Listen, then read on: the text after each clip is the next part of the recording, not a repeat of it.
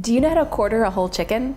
Buying a whole chicken is much more economical than buying its parts, and you can easily quarter it yourself at home.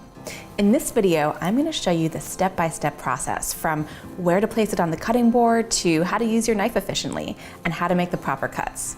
With these simple steps, you'll be sure to stretch your dollar further.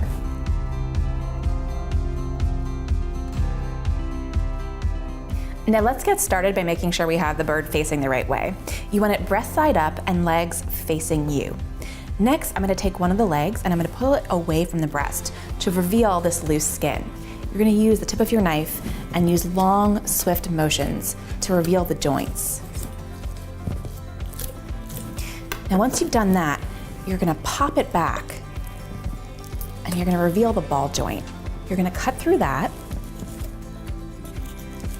And you're going to flip it over and cut around the oyster. Now the oyster is a round, fleshy piece of meat along the spine. It's my favorite part. It's delicious. Now you might need to use the heel of your knife to cut through that joint. But if you have a really sharp knife, you might not. Just like that, cut it right off. Set that aside, and now we're going to do the same to the other side. Pull the leg away from the breast. Reveal the joint by cutting away the loose skin. Pop it back. You'll hear that joint pop. Then you'll cut around that oyster, which is the round, fleshy piece along the spine. And you'll cut through that joint and pull it right off. That simple. Now we're going to move on to the breast, America's favorite cut. You simply take the blade of your knife along the breastbone. You cut from the top all the way to the bottom, through the skin to reveal that flesh. And you slowly work that meat away. Make sure you feel the breastbone with your fingers to make sure you're getting maximum meat off of it.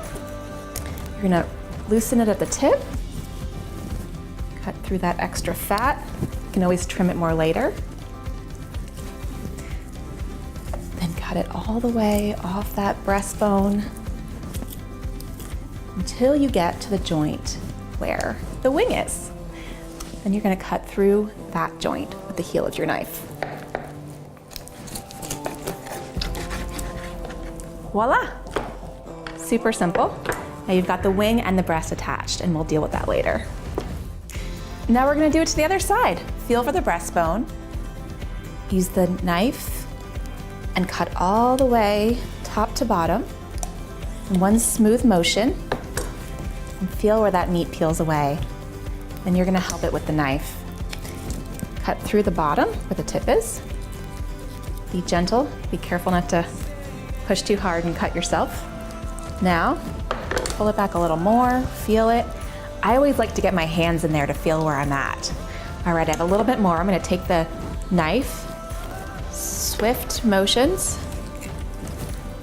I'm going to cut through the back.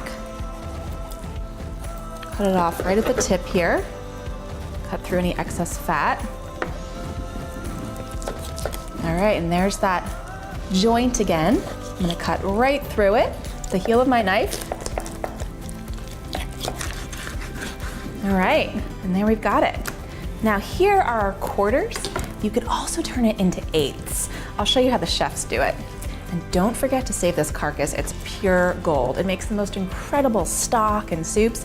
You could always just freeze it for a rainy day, take it out, roast it, throw it in a stock pot with some vegetables. It's amazing. Now you could freeze these, or you could cut them into eighths, and this is how you do that. With the breast, typically in fancy restaurants, you'll see chefs leave the wing on, and they'll cut on a bias right in the middle. So they'll take their knife and they'll cut on a bias just like so. And these will be 2 portions. You could also roast it whole and then slice it once it's been cooked. Now for the leg, there's a natural seam between the thigh and the drumstick. So that's where you'd cut those in half. Now I'm gonna take my knife, cut through and right through that joint.